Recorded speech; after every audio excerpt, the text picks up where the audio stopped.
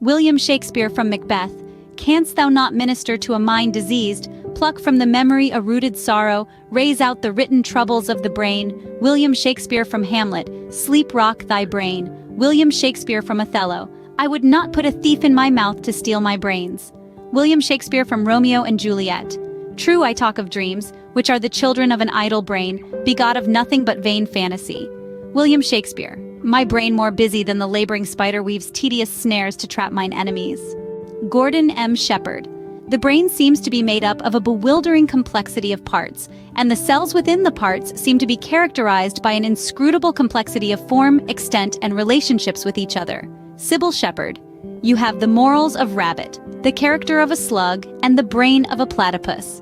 Sir Charles Sherrington, "If it is mind that we are searching the brain, then we are supposing the brain to be much more than a telephone exchange.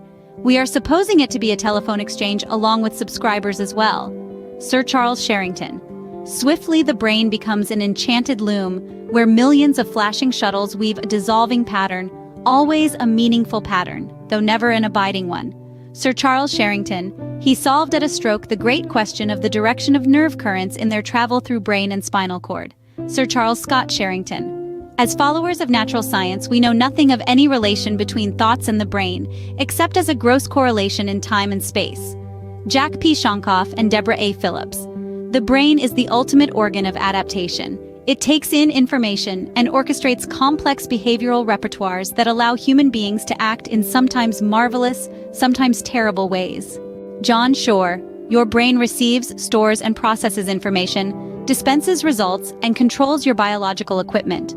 When properly programmed, computers can do likewise, except that they control electromechanical rather than biological equipment. Beyond these functional similarities, computers and brains have virtually nothing in common." Daniel J. Siegel, "The number of possible on-off patterns of neuronal firing is immense, estimated as a staggering 10 times 10 1 million times, 10 to the millionth power. The brain is obviously capable of an imponderably huge variety of activity. The fact that it is often organized and functional is quite an accomplishment."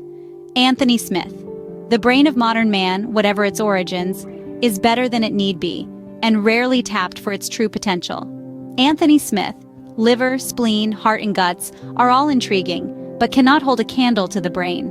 It is the most important thing on earth, for good or ill." Serviced by Brains for Good Life.